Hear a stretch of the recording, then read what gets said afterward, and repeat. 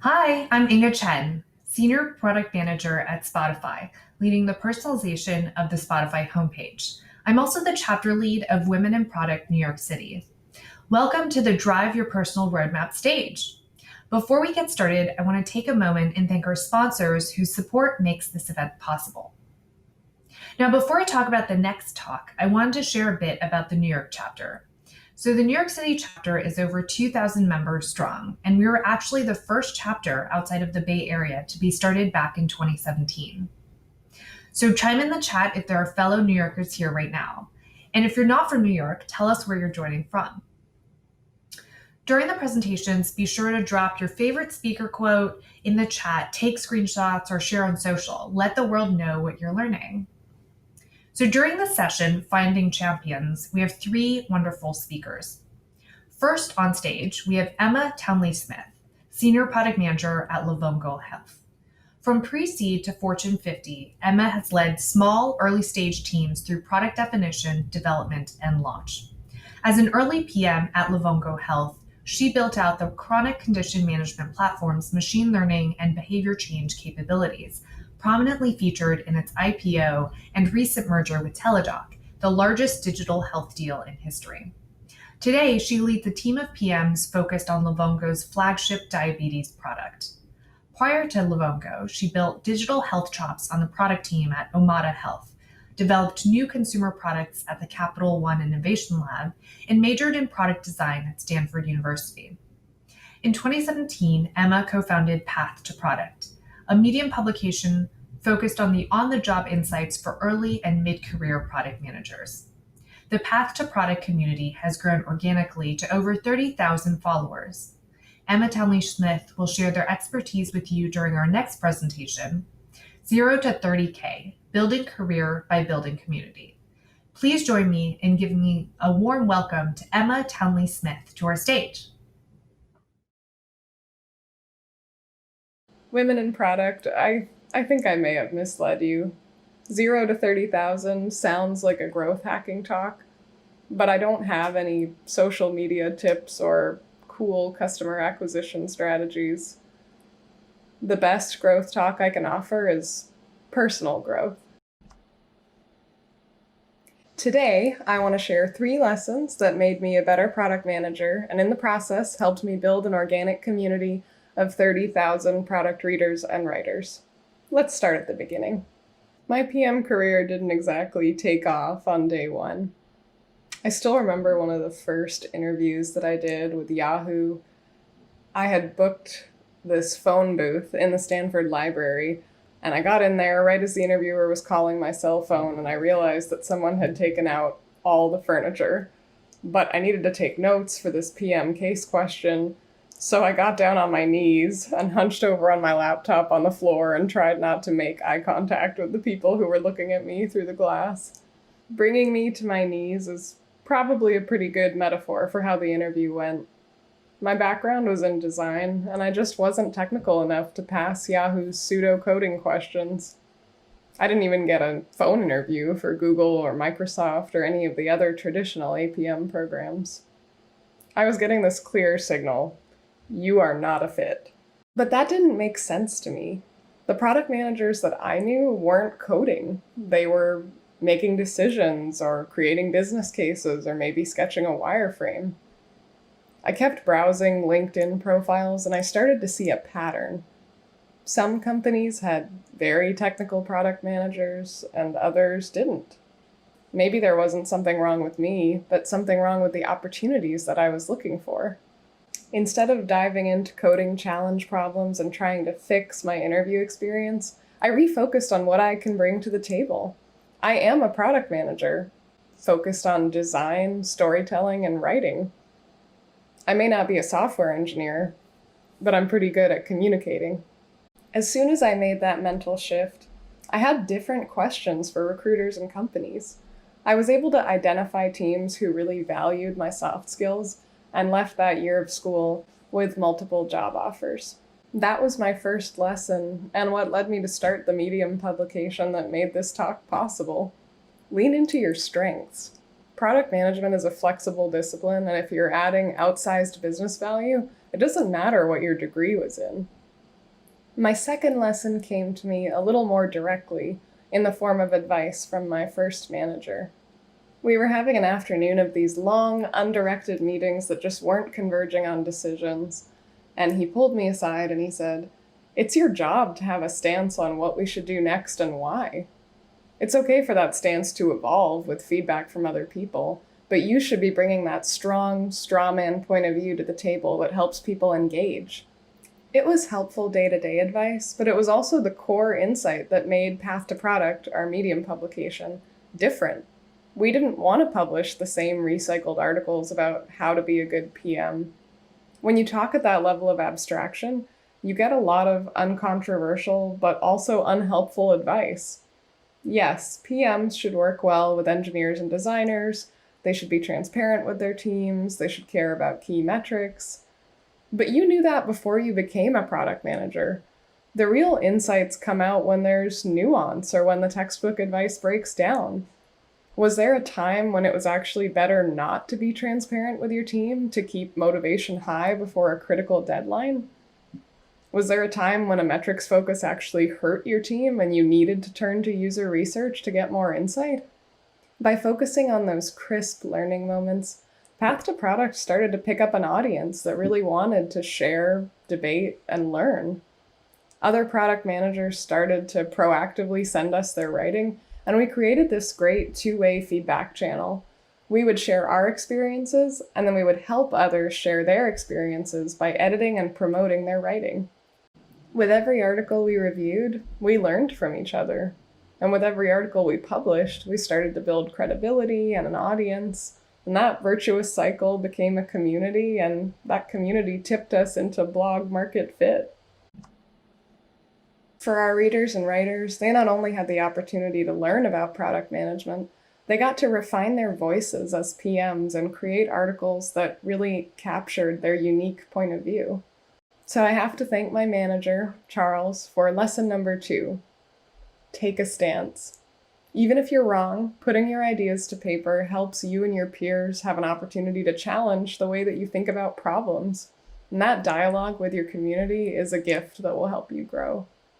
But growing Path to Product wasn't all smooth sailing and virtual handshakes. Publishing your learnings in a public forum, especially if you're young and inexperienced, isn't easy. You're being vulnerable. And if you're doing it right, you're seeking trouble. You want people to come along and tell you why you're wrong, because that's when you'll really learn, even if it's uncomfortable in the moment. In the early days, my Path to Product co-founder and I reached out to Silicon Valley product luminaries and asked them to read our articles. We were so hungry for mentorship and feedback. I saved one of the first emails we received from a famous Silicon Valley product person that you probably know, and it still makes me cringe. The main suggestion I'd have for you, and I realize this may sound harsh, is to work really hard to make sure you actually know what you're talking about when you decide to write up an article with advice. For the first 15 minutes, I was devastated that someone so high profile thought so little of our work. As a young professional, your greatest fear in writing is that you'll make a fool of yourself in a public setting. And because it's the internet, it will never really go away and it'll follow you to your next interview or opportunity. But I took that piece of, let's call it user feedback, put on my PM hat, and thought about how I should interpret it. No one throws out their mobile app after one bad review. It needs to be interpreted in the context of the whole picture. In that whole picture, we were growing beyond our personal networks.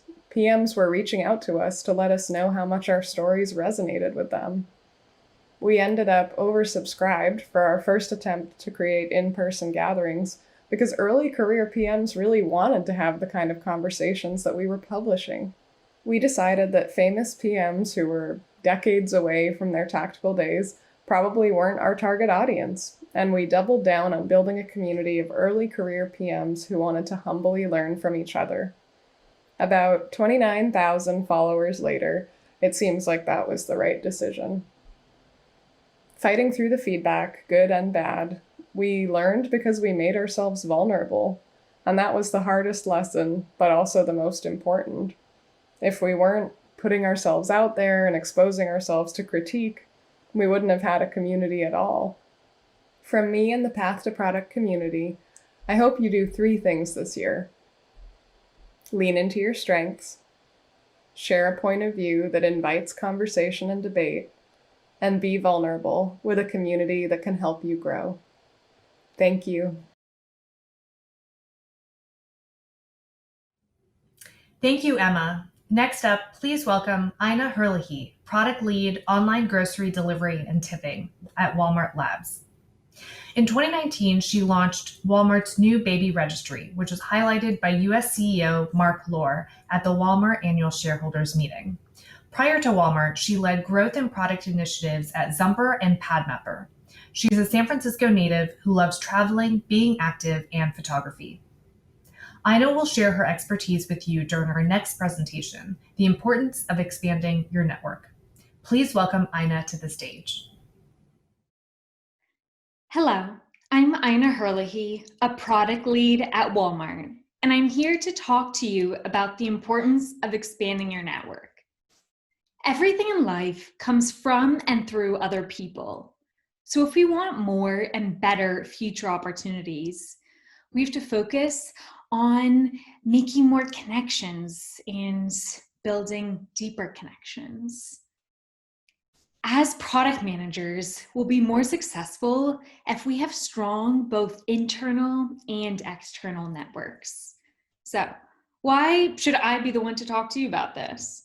Well, I've been focusing on expanding my network for the past 15 years. It started out in high school when I was focused on photographing and interviewing presidential candidates alongside the professional press. I will take this time throughout this presentation to share with you some of the strategies that started in high school on the campaign trail. And over the past decade, I've refined these strategies. So I'll kind of share with you what I've kind of succinctly realized for myself, what's worked for me. So hopefully it could work for you as well. So 3 ways to expand your network. First, serendipity. Number 2, forming a strategy. And 3, reconnecting. These are the 3 themes this presentation will go over. Before we dive deeper, I just want to touch on 2 points. Expanding your network versus networking. I want to call this out because you don't want to be transactional. Instead, you want to build friendships. You want to build deeper connections because that's how this relationship will last and will last longer and will be fruitful for both parties. So the first theme is serendipity. How to allow for serendipity to expand your network. First, attend events. Sure, it may be challenging now with quarantine, but there's some great virtual events out there. And a few examples of some organizations, of course, Women in Product. So thankful for this group. And yeah, most people, when they think expanding their network, they think events. But I want to spend this time to focus more of what most people don't think of top of mind. So for serendipity, first is events, and number 2 is writing, specifically writing publicly. But to begin with, what should I write about? Write about what you're learning. When I first started my journey in writing, I went to medium.com, created an account, and I started writing about growth for growing startups. I was on the growth team at Zumper, which at the time was an early stage startup. And I wrote about referral programs, of optimizing and forming an email strategy, of new channels for growth. And overall, I really had no strategy. I just wrote about what I was learning. People started reaching out, and I thought that writing was something that I should probably continue. Second, write about your journey. Lots of friends and friends of friends reached out to ask me more about my journey breaking into tech. So I decided that I would just write it and post it publicly to see if I could help more people. In this post specifically, I was really vulnerable and I shared about my struggles. But by being vulnerable, it's really how you can connect with people. And I didn't realize that I would actually inspire people, that this story was something kind of typical me. But lots of people reached out, and I've made some of my closest friends through this blog post. So don't be afraid to be vulnerable, that there can be some great outcomes. The second theme is on strategy. So first was serendipity, then the second, strategy. So now, how to create a strategy to build the network you want. First, think about, what are your goals? Who do you want to meet? What have they been reading? So my first strategy in terms of writing was, I was focused on building a network in venture capital. I knew that VCs love reading analytical blog posts, so I thought I'd do just that. And I sent these posts to VCs, and I got meetings with top VCs. I realized that the strategy works. So for you, think about, who do you want to meet, and write articles, blog posts tailored to what they like reading, and then leverage that as a way to build your network for that specific sector. So the next example in terms of strategy. So first was writing, and now one-on-one meetings. One-on-one meetings at work. Get to know more people at your company that you don't interact with day to day. And specifically, if you work at a large company, also leverage LinkedIn. So me personally at Walmart, I reach out to people on LinkedIn if they work on a new team that I'm interested in, or on a team that I know nothing about, or maybe someone's working on a product that I read about in the press that I don't know anything about. So just really leveraging LinkedIn as a great way to learn more about what's going inside the company that I'm working at. Next, one-on-one meetings via lunch club. So this is a great way to expand your network externally with people that have opted in, who share the same goal as you for building their network. And with Lunch Club, you can specify your geographic location, share your availability, and specify the profile of the type of person that you'd like to meet. So next, for building that strategy. So first was strategically writing, then strategic with your one-on-one meetings, and now strategic with cold emails. So some example cold email scenarios.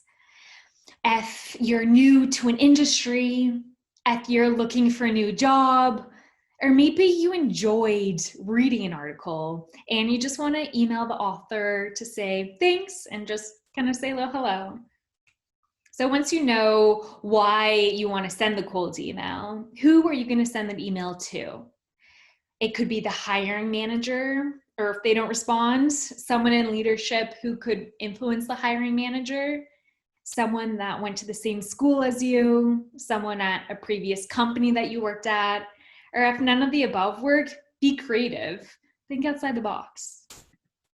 So you know why you're sending the cold email, who you're sending it to. Now next is, what are you going to say? So this is an outline that I kind of typically follow, that I created. So start out with, why are you reaching out to this person, and how did you find them? Did you find them on LinkedIn? Did you read an article that they wrote?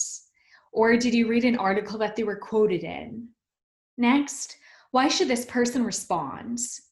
You could mention the number of mutual LinkedIn connections or names, only if that's relevant. But the kind of idea behind this is to build social trust. Next, a really brief background on yourself, 1 or 2 sentences. Show how impressive you are and why it might be in the best interest for this person to respond, and it might be helpful for them later on. The next, specific points on why you're reaching out to this person at this company.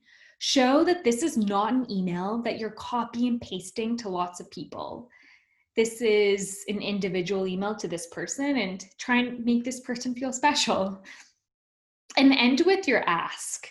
if it's either meeting this person, or an ask to be connected to the right person. So maybe if this person doesn't have enough time to connect, offer them a way to still assist, so you're still benefiting from reaching out.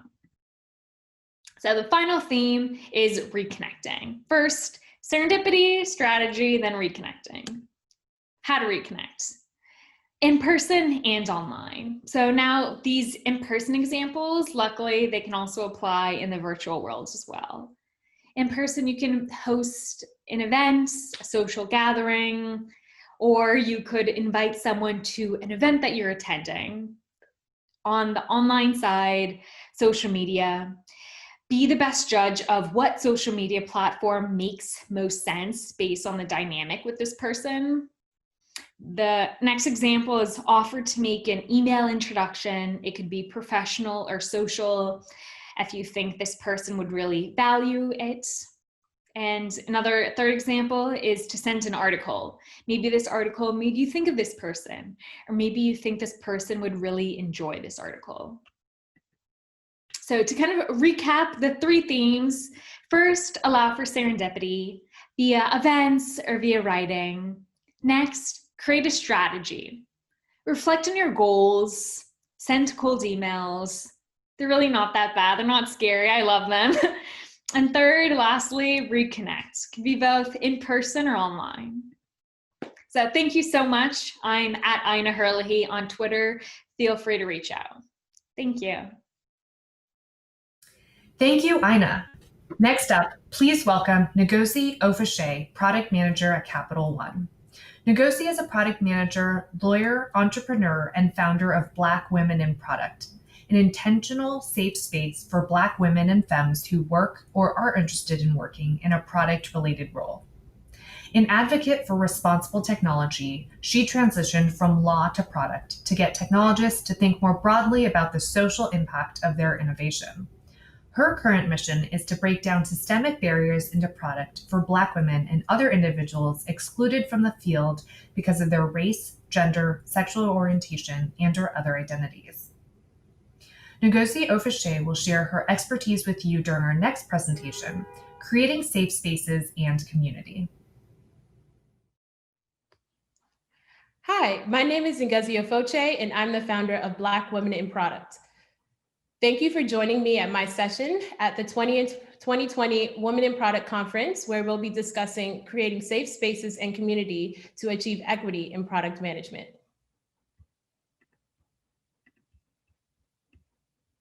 It is clear that there's an inclusion problem in product. And I specifically say inclusion and not diversity and inclusion, because the issue is not just that the field is homogenous or white male dominated. It's the fact that certain people, based on the identities they embody and the proximity those identities have to white maleness, are intentionally excluded from the field. And this is, of course, the issue in the larger tech industry and in the corporate world in general. But I would argue that the exclusion is even deeper in product.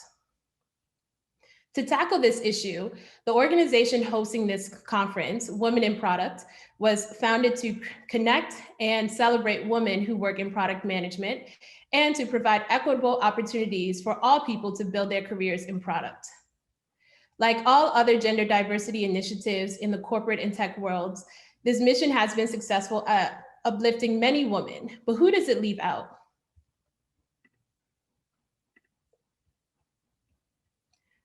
When the community's goal is to ensure the equitable representation, affirmation, and participation of every member, it is important that the most vulnerable in that community are recognized and that their needs are prioritized.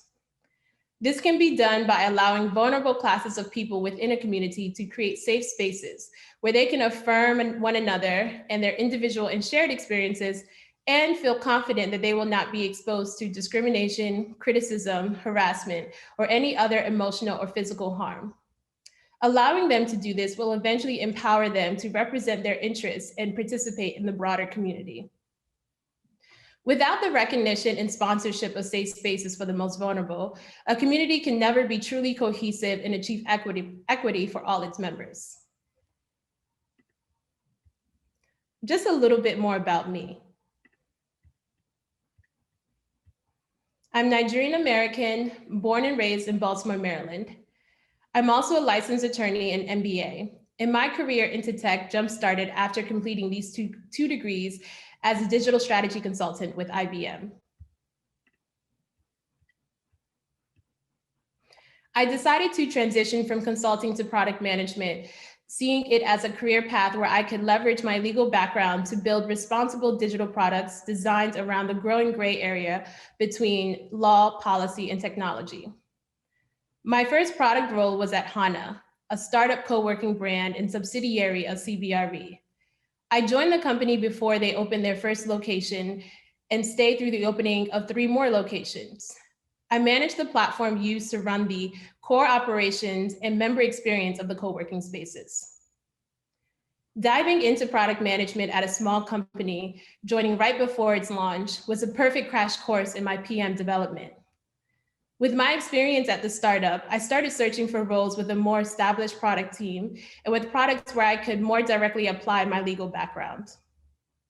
That's how I ended up where I am now at Capital One, as a product manager of the brand's marketing preferences platform. Going back to community and safe spaces. You might be asking what the difference between the two is. And there isn't actually a difference between community and safe space. An intentional, cohesive community should essentially be a safe space for all who are within it. The difference occurs when a community has not reconciled, or at least tackle the different institutional privileges and oppressors that impact members of its community in different ways based on their belonging to certain identity groups. When this is the case, a community cannot be a safe space for everyone within it. The interests of members who possess dominant identities are prioritized and catered to because they have the most power. Those with less power, who possess more marginalized identities, do not reap the benefits of the community. This might sound familiar to you. You probably know the term intersectionality, first coined by law professor and social theorist Kimberly Crenshaw, who is also a Black woman. She recognized that treating Black women as purely woman or purely Black ignores the specific challenges Black women face as a group.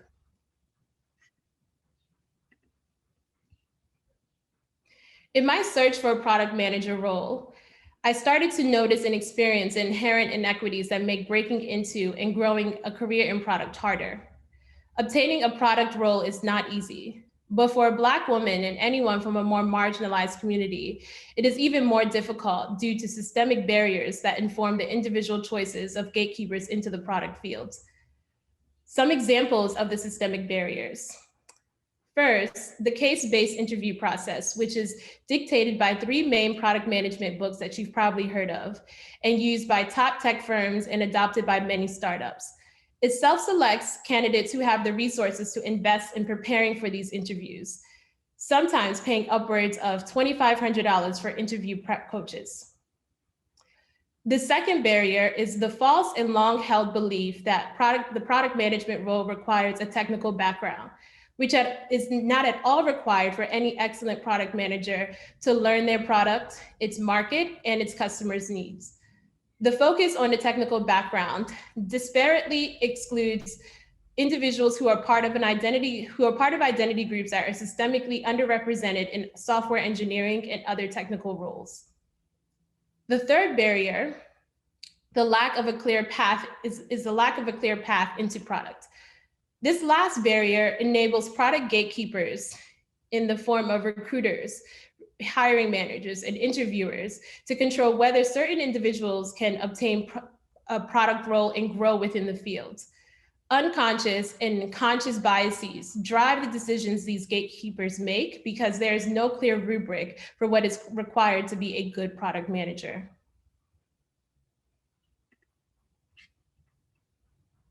All these factors have a more negative impact on those with more vulnerable identities. And in this particular case, Black women and femmes who exist at the intersection of a gender identity that is actively discouraged from pursuing technical fields and a racial identity that is regularly subjected to discrimination. Although I broke into product, my path into it and within it has been riddled with barriers that did not have to exist. And I was determined to dismantle them for myself and for others who have less resources and who are more vulnerable than me. This led me to independently founding Black Women in Product. Black Women in Product is an intentional community that provides a safe space for Black women and femmes who either work or are interested in working in a product-related role. We connect with and support one another, break barriers, entering and growing in our product careers, and are advocates for inclusion in the broader product and tech communities. Within the 4 months of Black Women in Product's founding, we reached over 300 members from around the world who needed a community where they could feel validated and supported in their unique experiences as Black women in this field. Our community connects members to companies that are intentional about hiring diverse talent, giving a boost to members who are looking for that first entry-level role. We also offer resume review, coaches, and a buddy system for members preparing for interviews. We are a resource for career development and for those seeking to advance in their product careers or who are looking to network with other Black product professionals. But most importantly, we provide a safe space for members to share and feel validated in the unique experiences they encounter as Black women or femmes in the workplace. Some comments heard from members of our community. I make it past the resume review and the first interview for a role. But after the second interview, I am rejected because my over 6 years of product experience does not fit the needs of the company, even though it did in the first 2 rounds of the interview process. I work in graphic design and want to transition into UX UI design. I obtained certifications and built a solid portfolio, but I am rejected for interviews for even entry-level roles because I do not have experience as a designer. I worked at my last company for 4 years as a senior product manager and 3 years at the same level at another company before that. But to land a lead PM role, I had to go to a new company after being repeatedly passed over for promotions in favor of my non-Black peers. Many of these experiences can be shared by anyone in the product community, but the reality is these and other forms of discrimination are much more common for Black women and femmes due to the systemic racism and sexism they uniquely experience. Without the existence of Black women in product, we would not have the safe space to share these experiences in a way that we are not gaslit and/or ignored. So you're probably wondering what you can do. What is your call to action? Are you a marginalized individual in a community looking for a safe space? Or are you just any community member who is an advocate for equity? Your first question might be, is my community a safe space? Whether your community is a safe space should not be the question you're asking. What you should focus on is whether the most vulnerable in your community are recognized, affirmed, and empowered. To do this, you can follow these 4 steps. First, examine your identities and how they intersect with one another to give or take your power within your community. For the identities that do give you power, who is this power over? Or who does not possess this power? This activity should be done individually and collectively in your community. Second, recognize and affirm the most marginalized. If you are part of the marginalized or excluded group, claim your right to recognize this fact and build your own safe space of people like you within the larger community. If your identity groups give you power, recognize the most marginalized by stepping aside and giving their voice power. Affirm them only in the way that they have demanded for themselves. Third, support the safe spaces of the marginalized in your community by listening to them and fairly redistributing resources in the form of money, jobs, and other opportunities. Amplify their demands and their voices.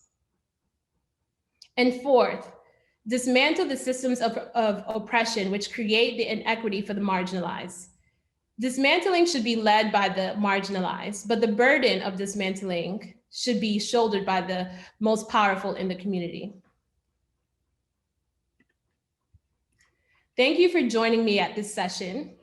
If you are a Black woman or femme who works in product or is interested in working in product, or if you're not a Black woman or femme, but you want to support our community, please visit us at our website, blackwomeninproduct.com, or you can email us at blackwomeninproduct@gmail.com. Thank you again. Thank you, Emma, Ina, and Ngozi, and to all those who have joined us live. If you would like to connect with our speakers, they're available for Q&A and roundtable discussions in our interactive sessions tomorrow at 9 a.m. Pacific Time. You can find the sessions on the side navigation of the hop-in window. Coming tomorrow on this stage, join us for Life Beyond PM. Be sure to check out our many ways to network with your fellow attendees. Reach out directly or meet someone new in our networking mixers under sessions, where you'll be paired with a fellow PM for a time to chat. We also want your feedback. See the in-app agenda to review sessions and talks, and then continue the discussion in group chats. Log on to the hashtag 20WIP app to review presentation decks and replay any talks you missed or want to dive deeper into. Don't forget to check out our virtual selfie station in the hashtag 20WIP app. Grab your Women in Product swag at our online store at bonfire.com/store/WIP. Thank you again for joining us, and be sure to join us for our next session on this stage, Life Beyond PM.